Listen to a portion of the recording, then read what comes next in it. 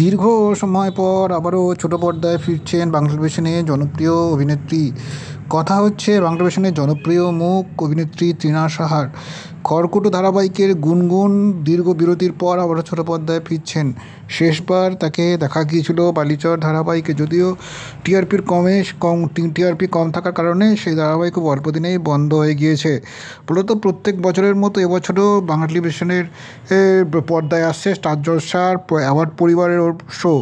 তাতে বর্তমানে যে ধারাবাহিকগুলো চলছে সেখানকার নায়ক নায়িকা যেমন উপস্থিত থাকবেন এবং অন্যান্য অভিনেতারাও যেমন থাকবেন, তেমনই আসন্ন আগামী নতুন ধারাবাহিকের অভিনেত্রী তারকা জুটিরাও উপস্থিত থাকবেন।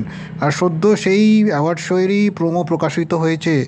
আর সেই অ্যাওয়ার্ড শোয়ে প্রোমোতেই দেখা গেল টিনাকে ইন্দ্রজিতের সঙ্গে বাইকে করে প্রবেশ করতে। নতুন ধারাবাহিকের নাম অবশ্য দেখা যায়নি, নতুন এই ধারাবাহিকের নাম এখনও জানা যায়নি। বহুদিন বাদে তৃণার এই ধারাবাহিকে ফেরার খবর পেয়ে বেশ উৎসাহিত হয়েছেন তার ভক্তরা।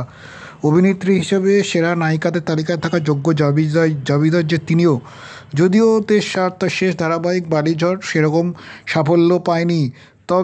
তবে ইন্দ্রজিতের সঙ্গে তার জুটি ইতিমধ্যে অনেকেই সামাজিক মাধ্যমে পছন্দ করেছেন প্রোমো দেখে। তাতে মূলত আপাতত এখনও পর্যন্ত জানা যায়নি এই ধারাবাহিকের নাম কি মূলত। তবে সম্ভবত সব কিছু ঠিকঠাক থাকলে আগামী মাসের মধ্যেই এই ধারাবাহিকের প্রোমো প্রকাশিত হবে, এমনটাই শোনা যাচ্ছে। স্টার জলসার অ্যাওয়ার্ড শোয়ের এবারের থিম বাঙালির 12 মাসে 13 নয় 14 পার্বণ।